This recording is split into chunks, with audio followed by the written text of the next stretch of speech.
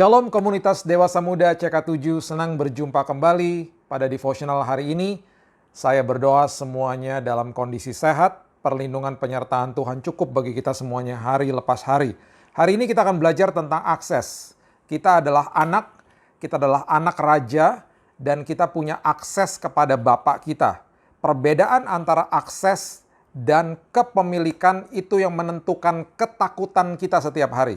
Jadi kalau kita sudah mendengar devotional hari ini, saya percaya dan berdoa kita terlepas dari rasa takut dalam bentuk apapun, menghadapi apapun dalam kehidupan ini. Anak yang terhilang ketika dia mau pergi dari rumahnya, si bungsu mengatakan kepada ayahnya di Lukas 15 ayat yang ke-12, "Bapa berikan harta milik kita yang menjadi hakku." Jadi dia tahu bahwa dia punya akses kepada bapaknya. Tapi dia memisahkan akses itu kepada kepemilikan. Bahaya. Prinsipnya gini, kalau kita punya akses, apapun yang terlepas dari tangan tidak akan pernah terlepas dari hidup. Karena akses, supply-nya cukup, supply-nya tidak berkesudahan. Karena di supply, kita melekat kepada Bapa kita yang merupakan sumber dari segala sumber. Kalau kepemilikan, itu berarti apapun yang terlepas dari tangan, akan terlepas dari hidup. Itu kepemilikan. Di dalam prinsip kerajaan surga, kita bukan pemilik. Kita adalah steward, kita adalah pengelola.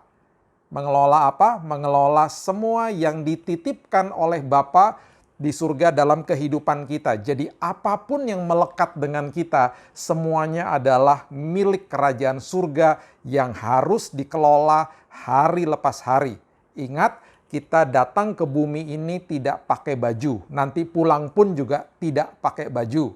Ya, jenazah kita nanti dimandikan bahkan ya.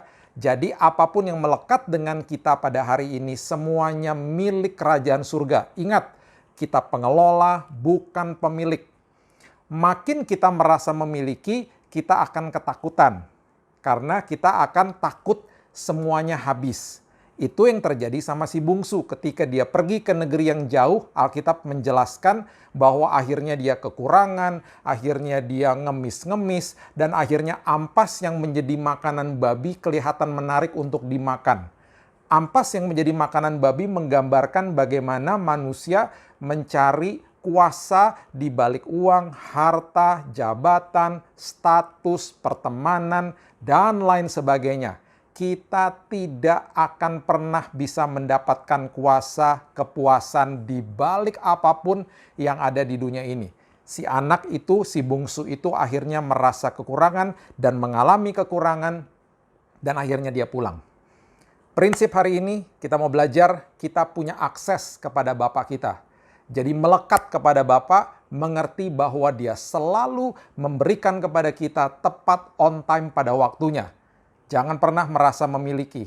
Jangan pernah melepaskan hak akses kepada kepemilikan. Ya, Matius 6 ayat 31 mengatakan, "Janganlah kamu khawatir." Kemudian ada kata begini, "Dan berkata, apakah yang akan kamu makan, minum, dan pakai?"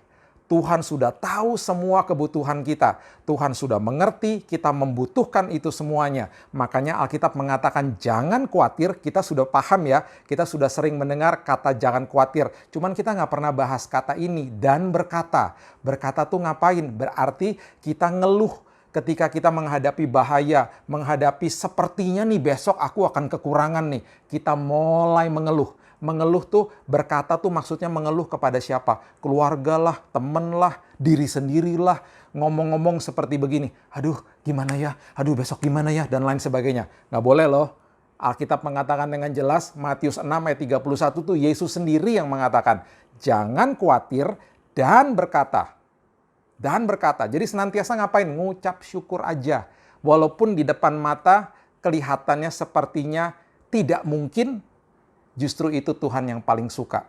Dia suka dalam posisi-posisi kita yang sudah terjepit. Karena disitulah tangannya akan turun dan menolong kita. Dan setelah kita menerima dan mengalaminya, kita akan katakan, itu semua karena Tuhan. Itu semua karena Tuhan. Ikut Tuhan memang ngeri-ngeri sedap. Tapi luar biasa. Karena dia selalu perform on time. Dia kasih sama kita selalu on time. Kenapa? Kita anaknya. Kita punya akses kepada dia yang luar biasa. God bless you. Have a winning and victorious day.